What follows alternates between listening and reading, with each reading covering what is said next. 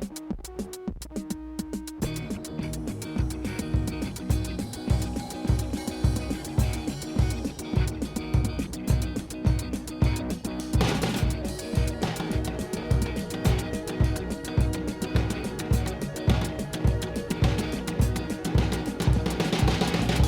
to Mortified, the Friendship Quest, a podcast where two long-distance friends bounce media recommendations all in hopes the other will like it. I'm Aaron.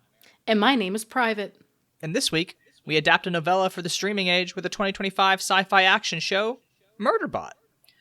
Before we say some extremely unkind things about polyamory, remember you can help us on Mortified the Legitimacy Quest by subscribing to us on YouTube, iTunes, or Spotify, or following us on Tumblr at MortifiedPod. Leyla? Aaron? Would you say you're a fan of the Murderbot series? Yeah. Yes. I mean, so I feel like the audience should be aware that at one point when we were reading Murderbot, the books, around the same time, you did highlight and unprompted send me a couple of passages with the caption, "This is just you." So. Oh yeah, I forgot I did that last year. So yeah, I find that little fella exquisitely relatable. A little too relatable for comfort for something that calls itself Murderbot. Yeah. So yes, sure. Yeah. I think we're both, pretty high. This is the Martha Wells series of novellas published by Tor. We covered this, I want to say in 2022. We covered the first book, All Systems Red.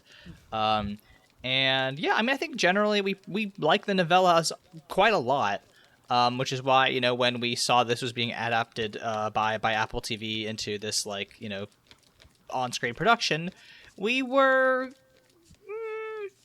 I don't know, right? I wouldn't say cautiously optimistic. I think we would say cautiously pessimistic. Cautious. I'll give it a neutral cautious. It's not even... I've been thinking about this all week because I knew that we were recording this. And I think this podcast has really helped me kind of even out about these types of things, because my experience with adaptations of novels that are written from the first person is extremely poor. The one I always think about is, have you ever read Marcus Zuzak's The Book Thief? Yes, but I have not seen the TV or the movie. Don't bother. The interesting thing about Marcus Zuzak's The Book Thief, which is one of my... I haven't read it recently, but at the time that I read it was one of my favorite books, is that it is written from the perspective of death. So that is what differentiates it from being just your typical World War II sad story, right? It's written from the perspective of death, and the most pivotal character death in the book is actually spoiled for you by death. It explicitly tells you it's going to happen, and you just spend the next chunk of the book in full body dread of this little boy dying. And so when you watch the movie, that is completely removed, and you just end up watching a World War II story. And with that narration removed, it kind of averages out. It becomes really forgettable. And that is the thing I always think about, because even as a kid, that was the first time I was aware of, before I ever went to film school, is when I started being aware of movies and TV shows having a point of view or a point of view character. And so when Murderbot was announced, I was like, that is all narration. Martha Wells is I love Martha Wells, one of my favorite authors of all time. All of her work is first-person narration, and the perspective of the character is critical to the story. So I was like, ooh, what's gonna happen to this? Yeah, that I think that sums up pretty accurately the reasons why many reasons why we are concerned about this adaptation. And yeah, I mean, I'll be the first to say, a little disappointed.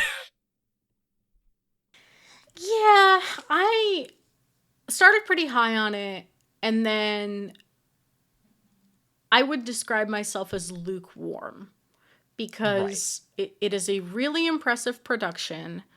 I like Skarsgård's read on Murderbot in this specific context. And I don't find it to be like offensive to me in a way that like it doesn't live in conflict with the Murderbot in my head. Hmm. And I like his read on it again in this specific context. But you and I hit the same point around episode 4 where we were like, okay, what is happening and who is this for? Right. Yeah. And we'll talk about it. But yeah, I mean, up top to try to inject some positivity, I think there's some really interesting and cool aspects of it, right? Obviously, having that on the having it in live action is really interesting to see like the um I think it adds a lot to the world to be like, okay, this is what Martha Wells imagined here visually. I think it adds like some really interesting world building touches. I think the making the Rise and Fall of Sanctuary Moon a actual live action like show within a show is so smart. It's really really good and cool, and arguably the best part of this entire thing is just seeing the TV show that you keep getting described as Murderbot's favorite TV show. That's so good. Um, Every yeah, time I John think Cho and what's his face from 30 Rock, I can never remember his name. Every time they pop up on my screen, it's just a delight. They're just so bought in. Yeah, no, 100%. It's really really fun. But yeah, and I think generally there's not any bad acting. I don't think anybody No. turns in a bad performance here. I think the weaknesses are all in the writing, and we Yes. will talk about them. But yeah, I think everybody else is acting their fucking asses off. I fully agree. And I'm blanking on the name of the actor who plays Garathan. What a star to me. I want him everywhere. Just a tortured man. Most of his writing was okay. There are a couple of moments we'll talk about where I think he was done dirty. Mm-hmm. But yeah, I think everybody, even the people who I think maybe were not cast super appropriately, they all, or maybe were just dealt a bad script, because the last episode I was like, we'll talk about the last episode, but there was like a moment in the last episode where I was like, ooh, this is what they should have been doing the whole time.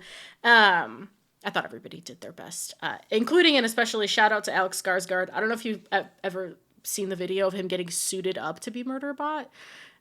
They squeezed that man into that sausage suit. He's really getting he's really getting suited up every day. So shout out. Okay, it is my turn to do the summary. Episode 1, we get our introduction to Murderbot. We see Murderbot's origins as a security unit, or a sec unit as they call it. And the moment it hacks its own governor module, therefore going rogue. The governor module is the thing that allows the company it belongs to control it. Because Murderbot cannot simply leave the employ of the company that owns it without risking getting, like, acid melted into a hunk of metal, it continues working as a security bot and ends up being hired by a group of hippie scientists from the Preservation Alliance. So in this world, there is the Corporation Rim, which is this, like, corporation-owned, hyper-capitalist area of space. Outside of that, there are a couple of systems, a couple of planets. Preservation Alliance is one of those things. Preservation Alliance is a socialized, kind of well-maintained planet, public health care, all the things we would want kind of thing. And to Murderbot, that Preservation Alliance is, like, very odd. And it's framed as odd to it when it interacts with those people. But anyway, so the preservation people need to go on this mining expedition, and the Corporation Rim will not insure them unless they take a security unit with them. They pick the cheapest one. The cheapest one is our Murderbot. So while these scientists go and do, miscellaneous research shit, Murderbot protects them from, like, a big worm that injures one of the scientists, by the name of Dr. Bairdwaj. Dr. Bairdwaj. There's like five-ish of them. Technically, you should know who all of them are, but in the TV adaptation of these books, They really emphasize Dr. Mensa, who is the planetary leader and the leader of this particular expedition. Dr. Garathan, who is an augmented human, so mostly human with some cybernetics. And then there's like separate but equal this trio of Pinley, Rathi, and Arada. We'll talk about what they did with those three. I disagree, but whatever. Those three are kind of like a couple thruple in fluctuation. They're also there. We'll mostly probably talk about Mensa and Garathan.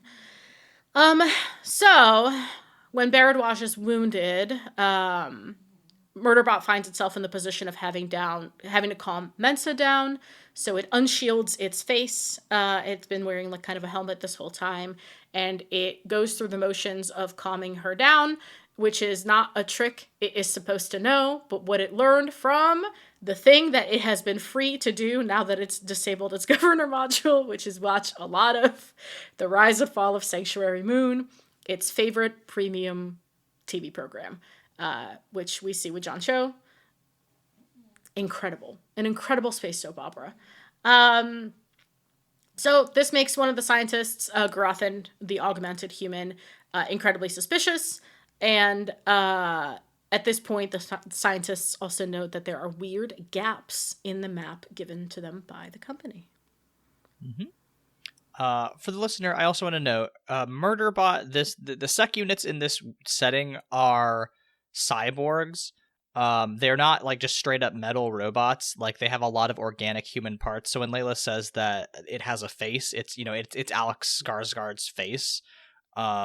And that's like a huge point of contention in this series, is that like they're, are they, do they have a lot of robotic parts? Yes, but like there are also a lot of organic stuff going on there, and like the questions of slavery and autonomy are kind of central to this entire TV program.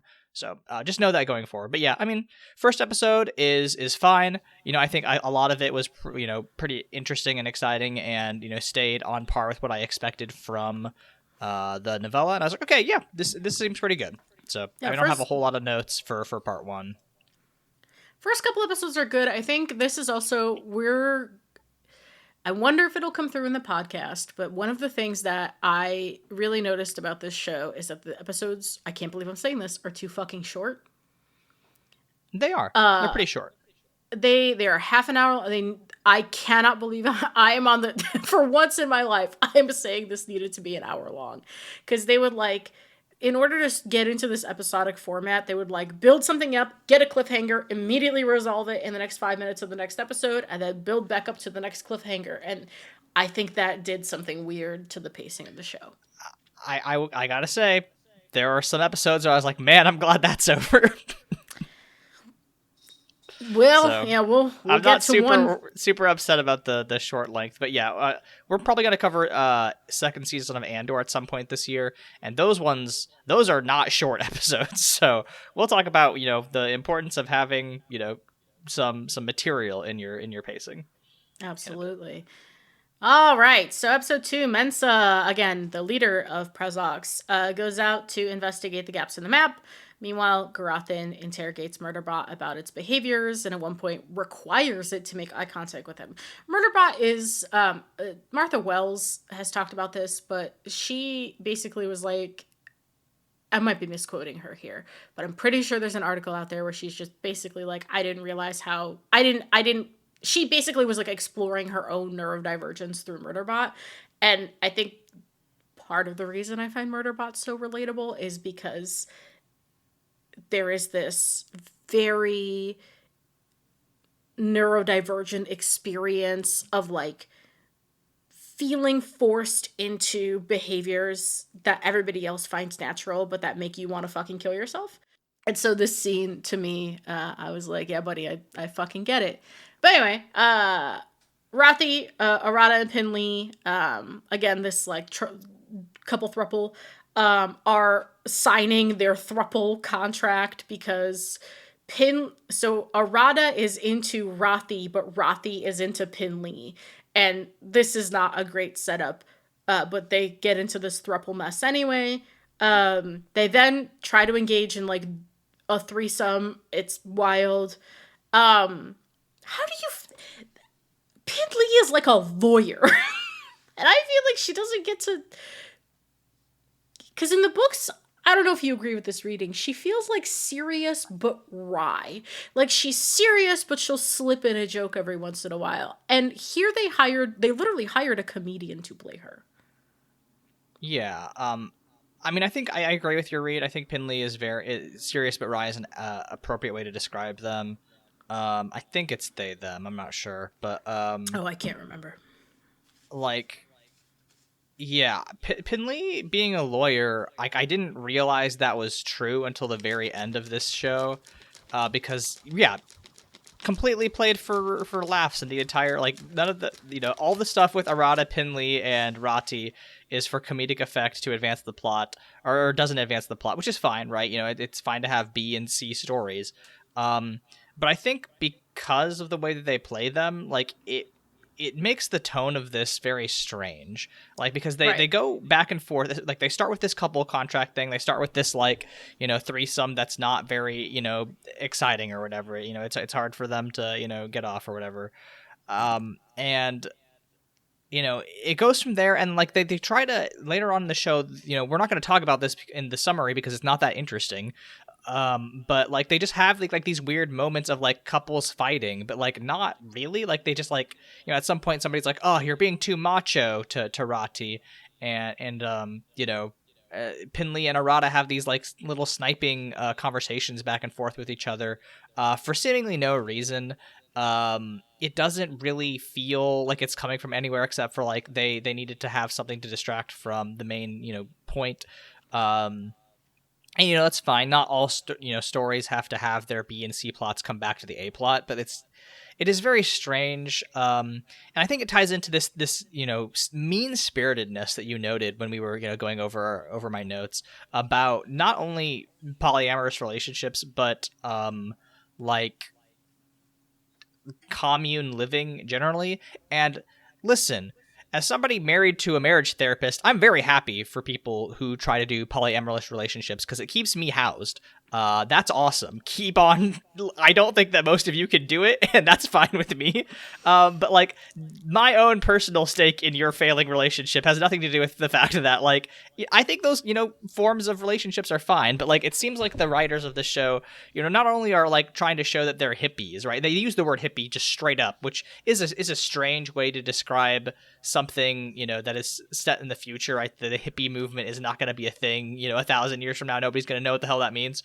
But like yeah, I think it's just one of those things that like started to like tip me over to being like, huh, this doesn't seem like it's going anywhere. And I don't like, I mean there are parts of it that are funny, but it's just like, what are they doing this for? What are they trying to achieve with these moments of this like this difficult threesome type deal?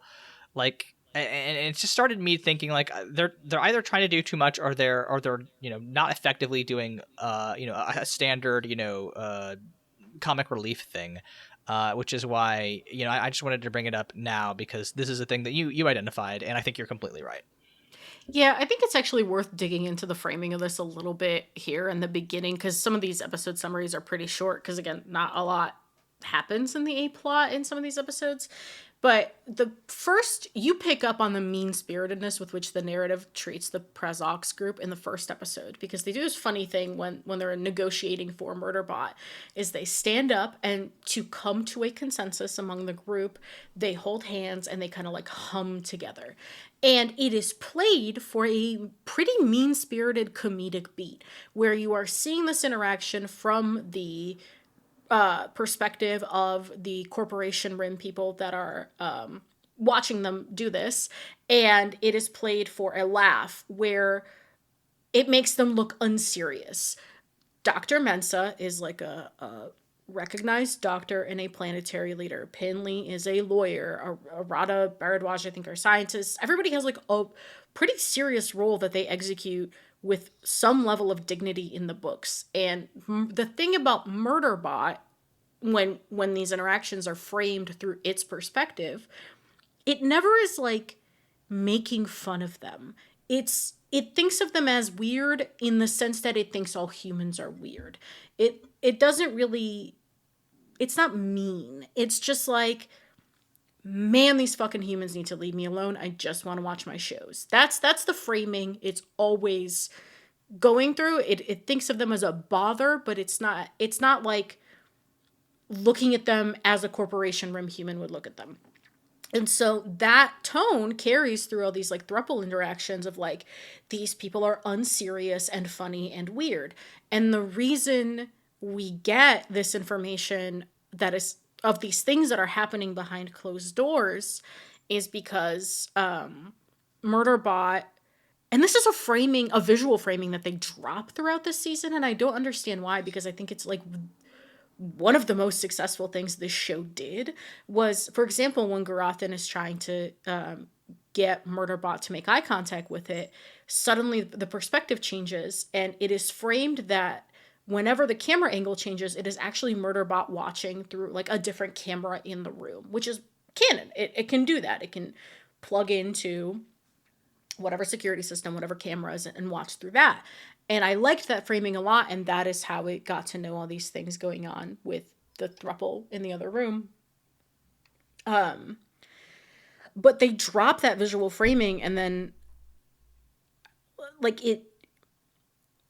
again, it takes this like weird perspective of Murderbot becoming kind of more human, which is not, it felt like strange tonally, because then they keep checking in with this B plot without that framing of Murderbot necessarily being like, oh, Jesus, what the fuck are these people up to?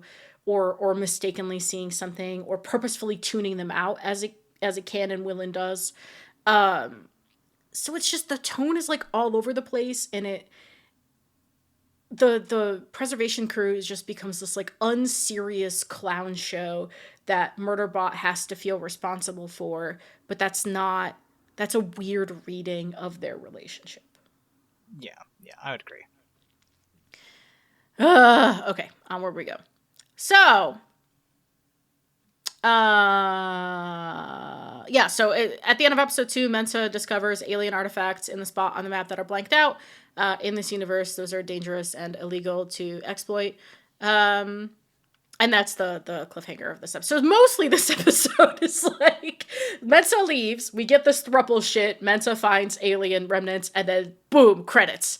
And that's kind of the pacing of the entire show, which is a bit odd to me. So episode 3, the scientists try to radio another research group, the Grey Chris research group in the area, to warn them this about the Deltfall. Grey Chris are the bad guys. That's right. Deltfall. The scientists try to radio Deltfall, which is another research group in the area, to warn them about the alien artifacts, but they get no response. Murderbot goes to investigate and finds the other scientists all hella dead, and is attacked by another security unit, which inserts a module in the back of its neck to override its brain. That is quite literally all that happens in this episode. I thought it was a fun action set piece. Yeah, I think the action set pieces are pretty good.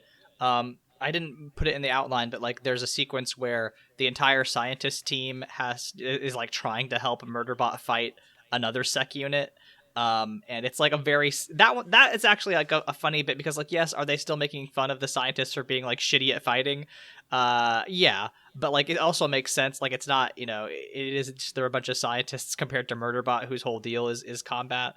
But yeah, like when they do those set pieces, it's a really fun thing, especially when Skarsgård is up against other sec units, because it's like a interesting like way to show this like hyper competent combat bodyguard. Yeah, exactly. It's a thing I wish carried over from the books, was just that Murderbot is constantly assessing its chances of survival. They're always low, and that is actually one of the ways you discover throughout the books that it has somehow developed anxiety. And I wish there was like a little more seeding of that. I think at one point it's like, my threat assessment module is always too high, but that's okay. So I wish there was a little bit more of that, but I do like these action set pieces. So we're getting to the part that kills me. So Murderbot starts flashing back to Sanctuary Moon as it is slowly being overridden by this hostile machine. Mensa kills this hostile sec unit, but this doesn't stop Murderbot from being hacked, and so it shoots itself to prevent itself from murdering the scientists. I don't like that they gave Mensa anxiety. Yeah, the whole panic attack thing. Yeah, how do you feel about that? It's fine as a way to like help build rapport between Murderbot and Mensa, but like again, yeah, like it kind of undercuts her a little bit. She's supposed to be kind of like the extremely competent, pulled together person. Like it does kind of. I mean, yeah, like I would kind of. I think it's fine. I think it's a fine choice because it leads to a thing in a couple episodes where Murderbot and Mensa have this like moment together, which I think is actually pretty good. But yeah, I mean, it's just a difference from the book, which is fine. I think some of the other stuff they do with Mensa, like we haven't talked about it, but again, like they are seeding this romance or this unrequited love between Garothin and Mensa that is nowhere in the novels. And again, fine to make these changes, but also it just makes Garothin look kind of pathetic and sad, which is not. I don't think that's a good choice for that character because he's actually hyper competent and he's not mean spirited. He's right. He's right to be suspicious of Murderbot. And he comes off as very mean spirited, and I don't, I wish they didn't do that for that character.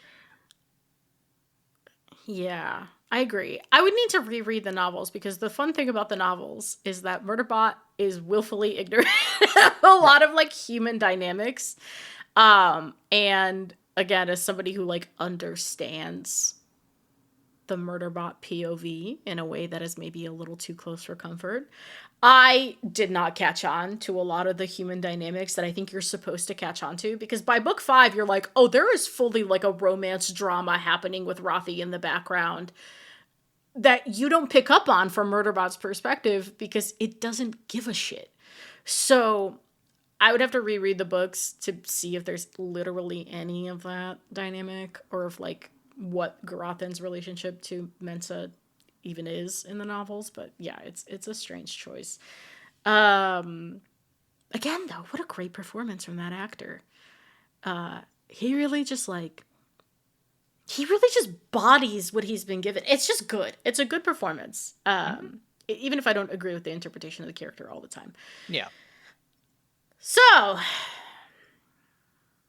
scientists pick up Labibi, who is a survivor. Oh, I know where we are. I needed to just... Oh, that pause was you to gather your strength for... This is the part where they fully diverge from the novella, and for the worse. And it makes us both very upset. Yeah, for the readership, Aaron and I read off of the same doc while we do or for the readership, the listenership. Aaron and I read off the same notes doc, and sometimes I will lose my place, and he will graciously highlight for me where we are. Oh, I know where we are. So they pick up Labibi, who is a survivor from the Deltfall attack.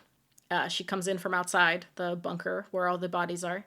And while Murderbot is being repaired, Garothin hacks into Murderbot and discovers that, one, its governor module is disabled, which again is the thing keeping it from... The thing that is making it, in theory, receive and obey commands. And Murderbot and Mensa...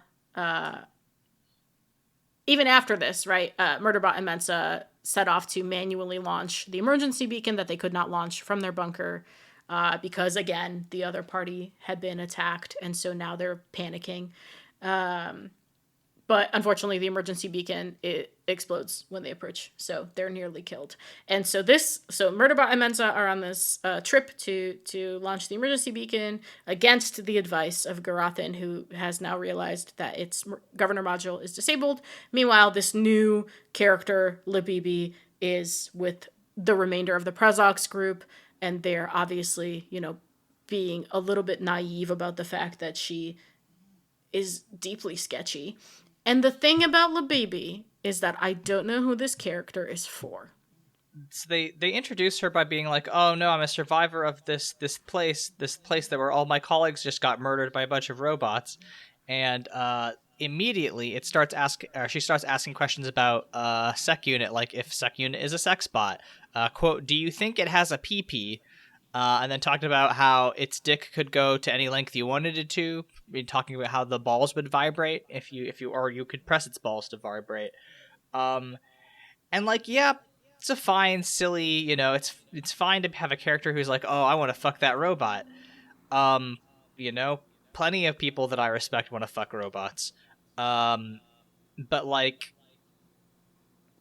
it is such a tonally strange thing to be like, okay, so why are you trying to signal to us that this person is, like very silly and like kind of like crass? Like, I don't understand the purpose of it besides being like, oh, this person's just constantly making jokes. Like, it's not supposed to make us feel unsettled, but I was still like, I don't understand why this person who is supposedly a survivor of a massacre feels so comfortable being, shooting off at the hip.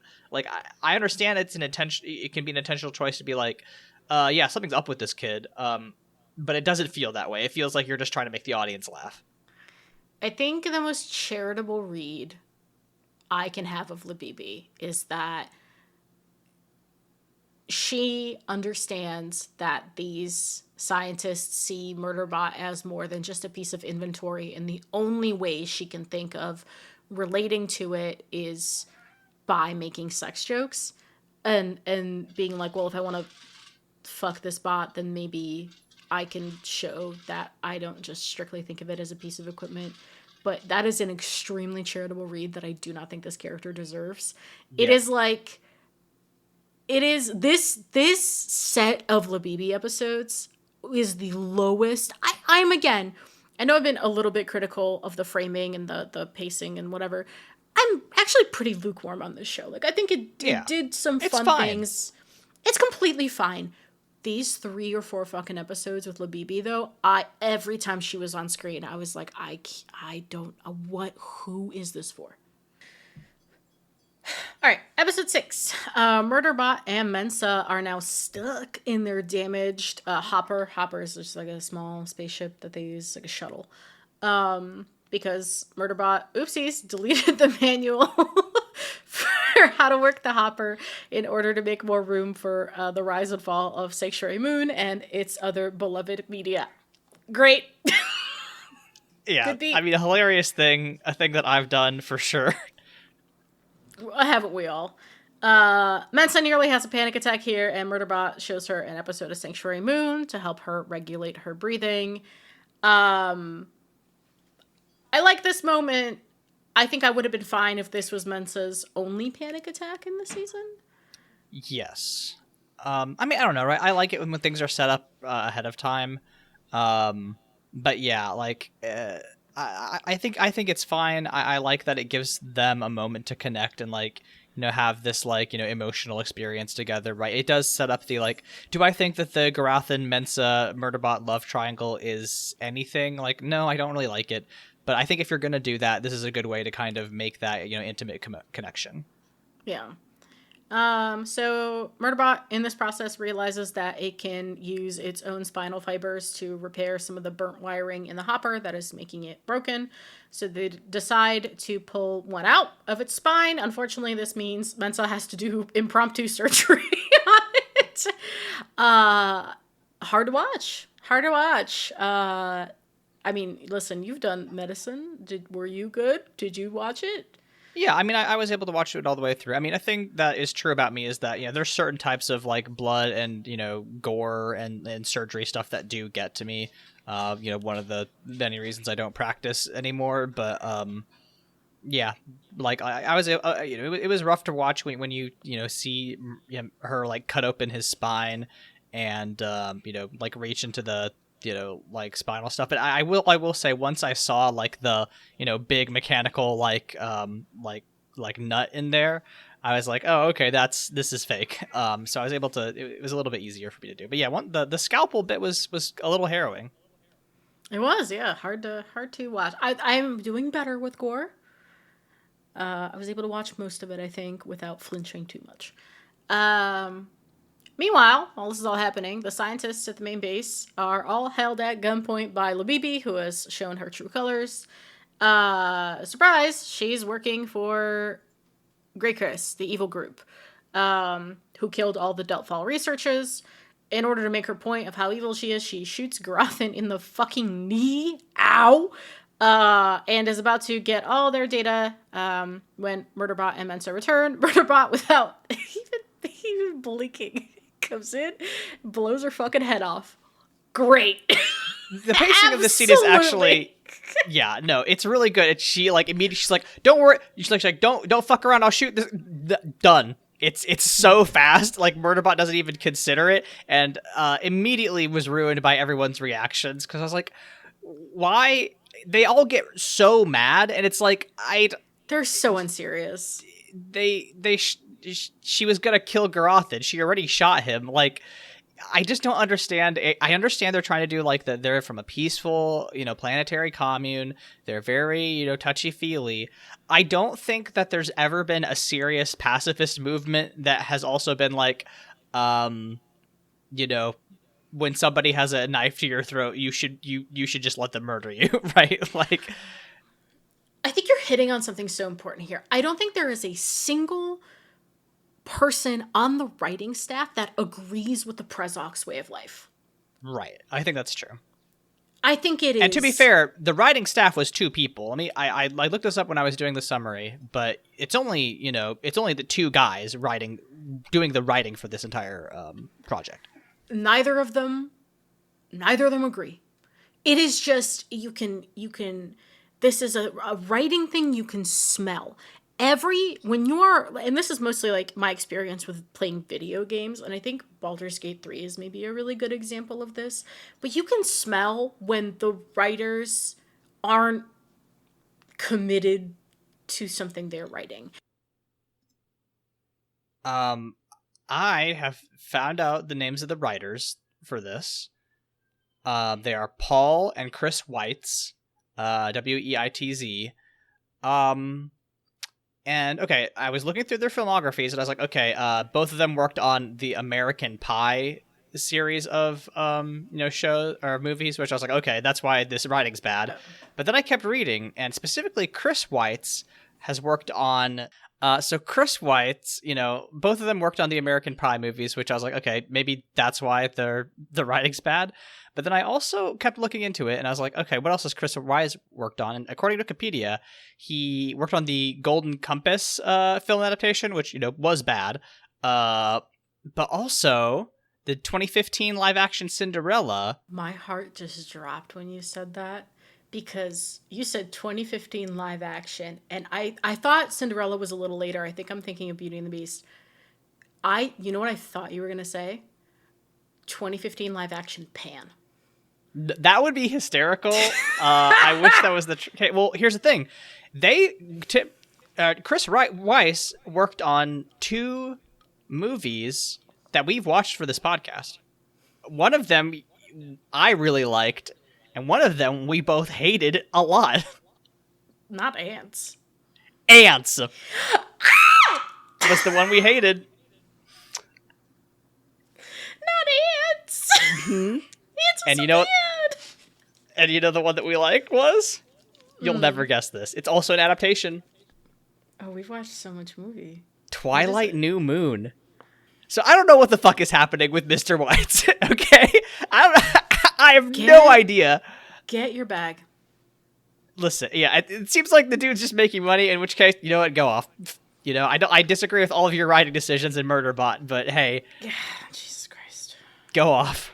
Go off. Yeah, well, as I was saying, you can smell that the writing doesn't really care about the Prezok's way of life or earnestly delivering it. Move on to episode 7. This is going to be a nightmare to edit. It's fine. Episode 7. We get a flashback of the scientists from Prezok's playing a game at dinner where they tell personal stories about themselves. I actually quite like this scene. It's like a something sweet, something... Is it bitter. Spicy? It's like bitter and sweet, right?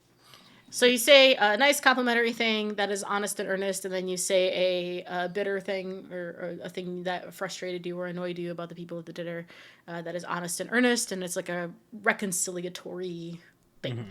Mm-hmm. In this flashback, we see Garothan used to be addicted to painkillers before Mensa met him and saved him. I don't care about this beat at all. And then we kind of go back to the present day where they're all on the hopper because it's not safe to be in their habitat anymore. And then the big centipede that almost killed Bairdwaj comes back, and they're panicking, and Murderbot's about to shoot through the ceiling, and then they realize that there's a second big centipede, and you're like, oh, they're fighting. No, they're not. They're fucking. I did kind of like this beat. Again, I wish Arata was taken seriously at all, because I found it charming that she was so excited that these big murder centipedes were fucking, and she's like, they're animals, and, you know, again, it's like treated with this naivete that drives me bananas, because she understands that they're like very dangerous creatures to be around. They almost killed Beardwash, and yet she still is like, they're beautiful animals and we should preserve them. I wish there was a little bit more tension between, shit, these are dangerous, but despite myself, I think this is like a cool thing and we should take note of this in our data. And then Garathan passes out due to an infection he got in the 2 minutes between now and him being shot. Aaron, how long does it take for a wound to get infected? I mean, it depends, right? It depends on the situation. With an energy weapon, ostensibly a superheated bolt of energy, I think it would take a long time. Because it would like cauterize the wound, right? Right. I think you can have infection onset in as quick as 4 hours if you're doing it. Like, my sister scratched her foot on a rusty nail in my grandpa's lake, and like got a waterborne infection very rapidly. Got inflamed and infected within like 4 to 5 hours. But again, this is too fast. Like, for it to become so severe that Garathan is fully falling unconscious, I was like, okay, this is a little much. Again, like, you're not really into this show for the realism, but at this point, when I start nitpicking the fucking medical accuracy of things, it's not really because I'm, making a serious criticism. It's because I'm kind of bored. I mean, that's what it is always, right? Your critic brain, because that's why we like movies, because we watched RRR just now. We watched, we're big fans of the Fast and Furious franchise on this podcast. We love a movie where we could throw our hands up, go we, right? Mm-hmm. We love to have keys jangled in front of our faces. And it's just our critic brains engage either when there's something interesting or when we're bored. And unfortunately, this middle chunk of Murderbot, it's great set pieces, but it's a little boring. Episode 8 out of 10. So take note of how much has happened this season. The answer is not a whole lot. Not much. The scientists of Prezox take Garathan back to their habitat to use their medical bay. Beardwash does surgery on him. Murderbot connects to his sensors so that he doesn't have to take painkillers, because again, he was addicted. Garathan uses this opportunity to get inside Murderbot's head, and Murderbot uses this opportunity to get inside Garathan's head. This is such a nothing beat where, like, Garathan is, like, really in love with Mensa. We didn't even mention that he sniffed her pillowcase at some point. Yeah. And so Murderbot ends up saying out loud, "Why don't you love me?" or "Why can't you love me?" or whatever. Okay, it's back. When the surgery is complete, Garathan, again, reverse hacks Murderbot and discovers that Murderbot is responsible for the deaths of 57 miners.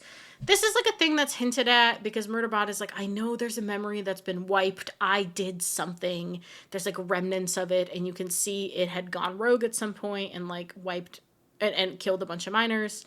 This was, again, some previous life that it had, but it feels responsible. I can't remember. This happened, like something like this happens in the book, but I can't remember what it was. I very specifically did not reread All Systems Red before watching this show, because I think if I had, I wouldn't be able to treat the show as its own thing. And I knew that if I wanted to be even a little bit lukewarm on this adaptation and treat it fairly, I would have to treat it as its own thing and not be constantly drawing comparisons to this thing I ostensibly care very much about. Meanwhile, Rathi admits to Pinley and Arata that he can't make the throuple thing work because he's only in love with Pinley and not Arata, which would have been fine. You wrote, this would be an okay joke if you watched the show, but it's kind of a wild thing to throw in here. I agree. Anyway, they find out that the hostile group is called Grey Chris. It's been exploiting the alien remnants, and their plan is to kill the Prezox group once they find them. Murderbot apparently considers betraying the scientists before coming back and telling them, or offering them a plan to resolve all this. Murderbot,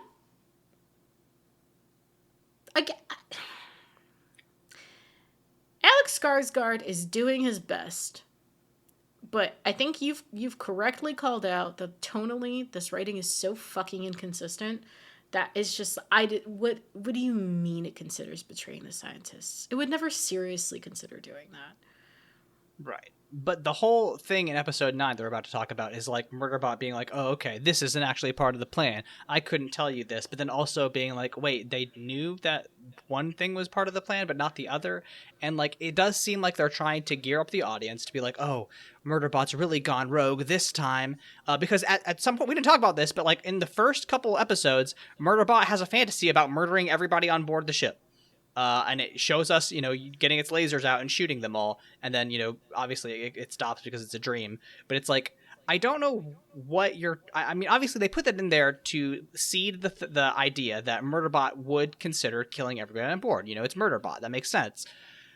But, like, that's just not what this character is. I understand that they're doing something different, but, like, I think it is a fundamental misread of the character. Or if it's not, not a misread, if they're trying to make you do that, then it's just cheap and worthless. It's a fake out for no material benefit. And it's very frustrating.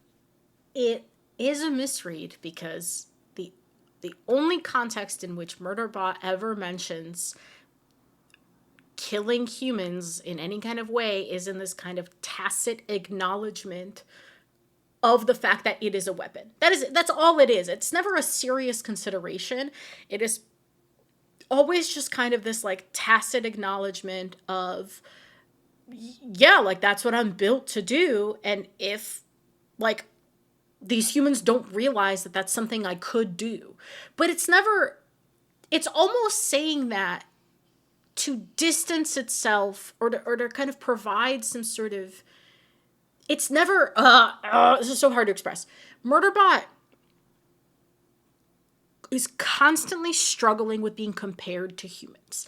It doesn't want to be compared to humans. It doesn't want to consider itself a human. It is struggling when humans kind of project I forget what the literary term is, but when they project their own humanity onto Murderbot or onto other bots and constructs, it is extremely uncomfortable. And so when it is like, I could kill you all, it's just a thing in its head that it is using as a way to distance itself from humanity. To be like, I am a weapon. And that is the lens through which it has to view itself so it can carve out its own understanding of its purpose and the things it wants to do. It never is like fantasizing about killing these people. It's always tacit. It's always passive. And so to have that fantasy or to have Murderbot kind of be taking these active roles is weird. It is a fundamental misreading of the character, and it is like tonally incoherent. Anyway, in episode 9, Murderbot meets the Grey Chris team, like a parlay, and convinces them that not only is it rogue, but that it is betraying the Prazox team so it can leave.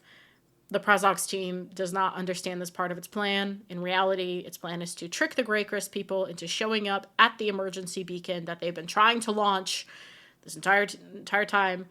Have Garathan hack into it with a drone, launch it, thus killing all of the Grey Chris people in they would be incinerated by the blast.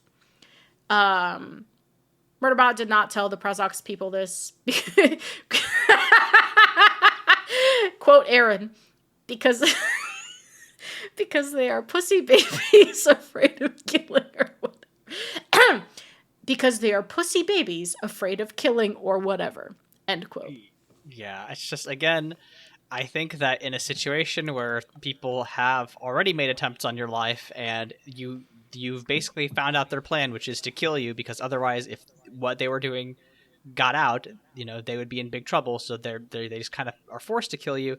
It's very silly for the show to frame them as like, oh, well, maybe we could talk. No, they have like 80 different fucking armored robots out there. It's just very frustrating that because I don't remember how this got resolved in the book, but again, I don't think Murderbot was like, hey, I gotta lie to them, otherwise they would be so upset that I set all these dudes on fire. Like, it's just not what's happening here. I think the writers of Murderbot should read R.F. Kuang's Babel. Yeah. I really do. I think the writers of Murderbot should read R.F. Kuang's Babel, because one of the subtitles of the book is on the necessity of violence. Mm-hmm. So, yes. Anyway. Or at least some Frantz Fanon, like, fucking, it's fine. It's fine.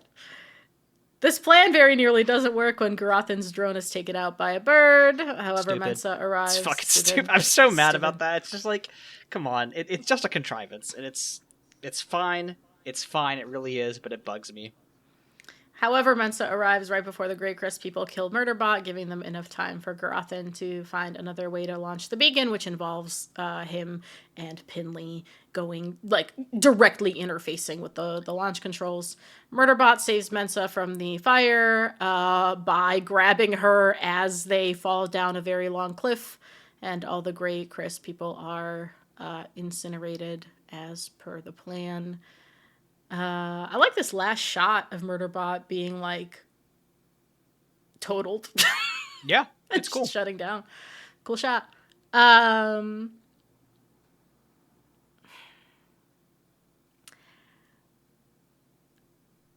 Episode 10. Episode 10 is very strange. All right.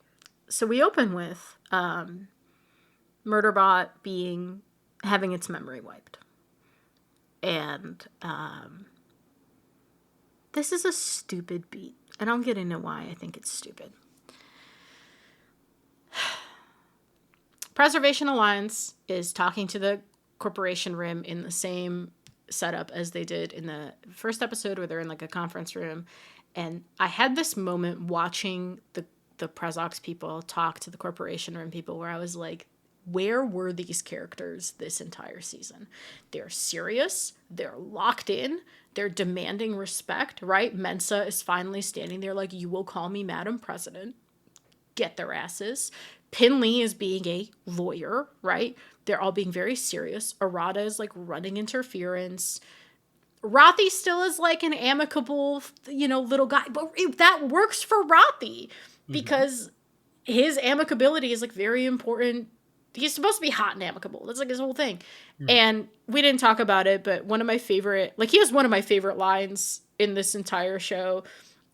I forget what it is. I have a screenshot somewhere where he's, like, talking to Mensa about something, and she just looks at him and she goes, that's not how that works. And he's like, yeah, but it sounds good. Like, absolutely.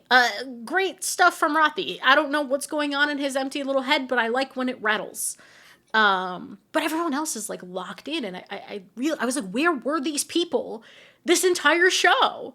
The Prezox people can't get Murderbot back, even though they're, like, trying to frame it as, hey, we need him as part of the investigation and what happened with Grey Chris.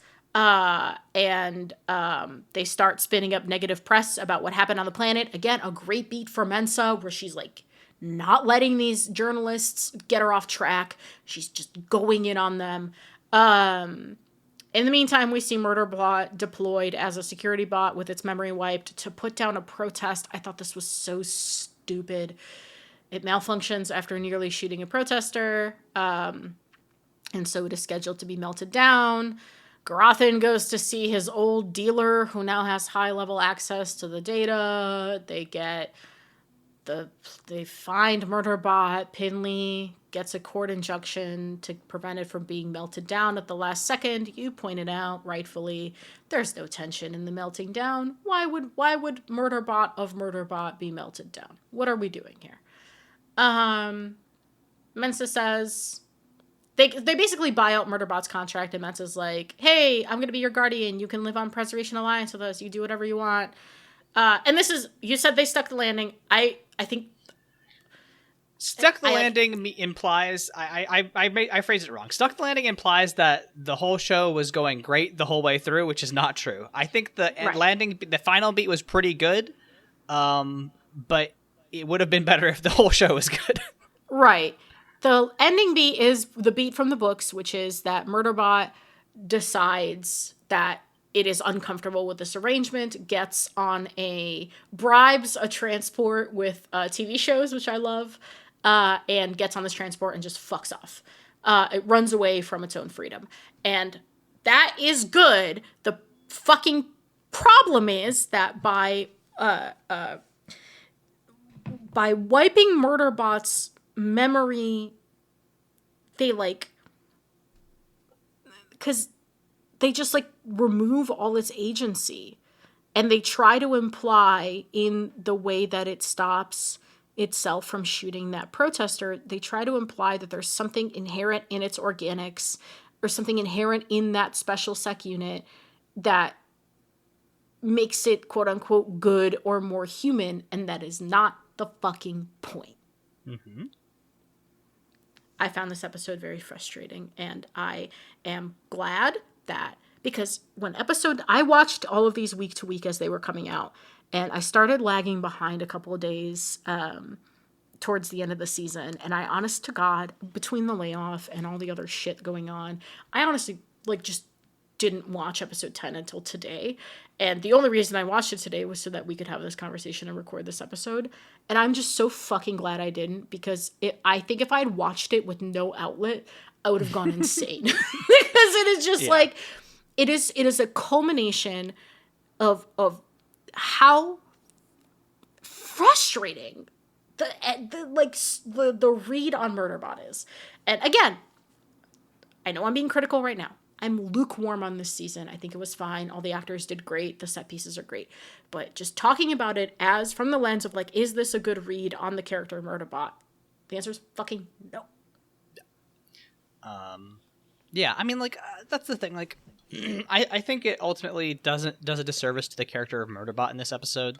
But I do think there are some interesting bits. The whole bit with Garathan going back to find his old drug dealer. Is it kind of stupid and contrived? Yeah. But I think the guy who plays Garathan, David Dalmastian or Dastmalchian. I don't know how to pronounce that. David Dastmalchian, my king, my hero. I think he brings such a menacing energy to that scene, because he goes to his old dealer's house and his old dealer's hey, you can't be here, man. And he's yeah, well, I mean, I'm here now. And the kid comes up. And he says something. He's oh, we used to work together, or the dealer's oh, well, I used to work with Dr. Garathan, and Dr. Garathan's well, no, he used to sell stuff to me. And there's such a sinister undertone in the performance, and I think it's really good. I think it is absolutely projecting that oh, somebody you didn't want has come up to your house and is now subtly threatening your family unless you help them. He does a great job there. And it's a stupid beat. It ultimately doesn't really matter, because they're not going to hurt the Murderbot of Murderbot fame. So I think there are so many interesting uses of this medium to explore Wells's setting. I think all the actors are doing a great job, and just it really just goes to show that if you don't have a good, solid, not only grasp of the importance and motivations of a character, but also how to execute it properly, you don't get a good story. And yeah, I mean, I don't know. It does make me feel I don't know. I don't do a lot of fiction writing anymore. Unfortunately, it's mostly just YouTube videos, but it does make me feel there is absolutely, some need for people who are good at writing still in the world. Not a novel thing to say, but I don't know, in this middle of, you being laid off, obviously, and this AI swell that doesn't seem to end.